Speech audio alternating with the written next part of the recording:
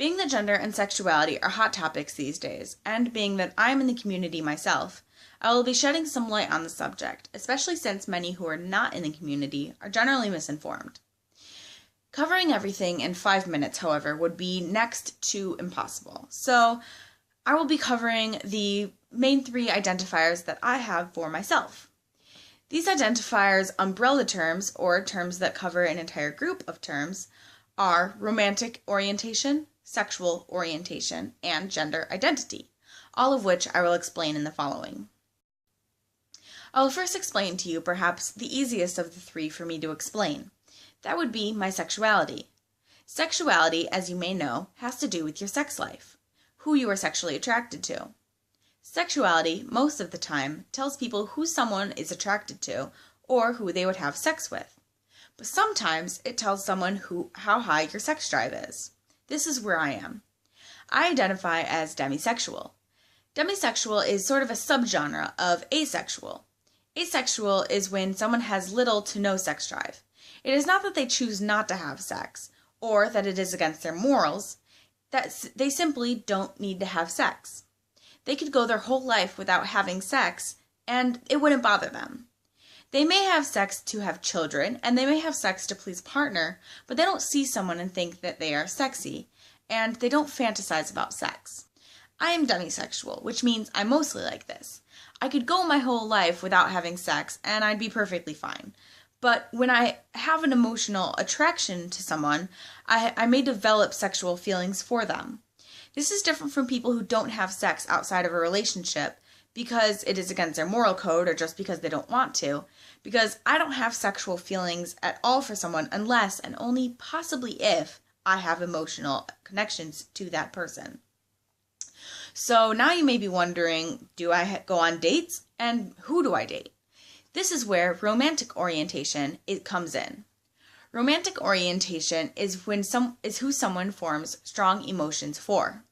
Someone may be heterosexual, straight, but be biromantic, which means that if the person is a guy, they would be sexually attracted to girls, but they could have romantic bonds with guys or girls. I identify as panromantic, which does not mean that I am romantically involved with kitchen cookware. Pan comes from the Greek meaning all, which means that I'm romantically attracted to all genders, which could be confusing for you because I haven't gotten to genders yet. This does not mean that I am polyamorous, which means that I would have many sexual partners at once. My orientation does not ever change. I am always panromantic, even when I'm in a monogamous, meaning single partner, relationship. I'm about to destroy your general understanding of the gender binary because there are not only 2 genders. Gender is different from sex. Sex, not to be confused with sexuality. Sex is what they assign to you at birth. They looked at you below the waist, yelled, "It's a boy," or "It's a girl," slapped you on your bum, handed you to your parents or to the nursery.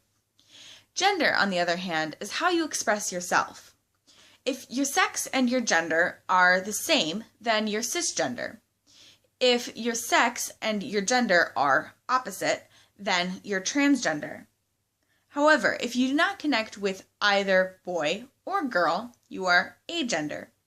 It's easiest to think of gender as being on a spectrum. On one end is boy, on the other end is girl, and in the middle is agender. I identify as gender fluid, or sometimes gender queer. Some days I feel more masculine, so I sag my pants low to offset my hips, I bind my chest to be as invisible as possible, and I wear my most masculine of shirts. Other days I feel more feminine, so I throw on some makeup, wear a cute top, and maybe wear a loose binder. Some days I struggle altogether because I don't identify with either. I feel dysphoric, which means that nothing quite feels right and I'm anxious all day. And finally, some days I feel like both, so I do whatever feels right. Maybe I wear masculine clothes and then I wear some makeup, or I could wear some masculine pants, a feminine shirt, and not wear any makeup at all. During any of these days, however, I prefer the gender-neutral pronouns, which are they, them, and their, which would correspond with she, her, and hers, or he, him, and his. If you're ever not sure what pronouns to use for a person, ask them. More often than not, they'll be really excited that somebody wants to know what their real pronouns are and want to use them. It is important to know that a big part of why I shared with you my experience is because it is just that, my experience. I feel that it is a good way to get someone on the track of being more informed, but really I can only share with you one account, and that is my account. You could run into somebody else who identifies as demisexual, panromantic, gender fluid, and they could give you a completely different story. If you want to be more informed, research it. There are so many informative sites out there for both parents and kids who are either dealing with it themselves or who are dealing with loved ones, friends, family, whoever, who are going through it. The LGBT community encourages you to get informed. Find your local gay-straight alliance and learn more there even. Thank you for your time and stay queer.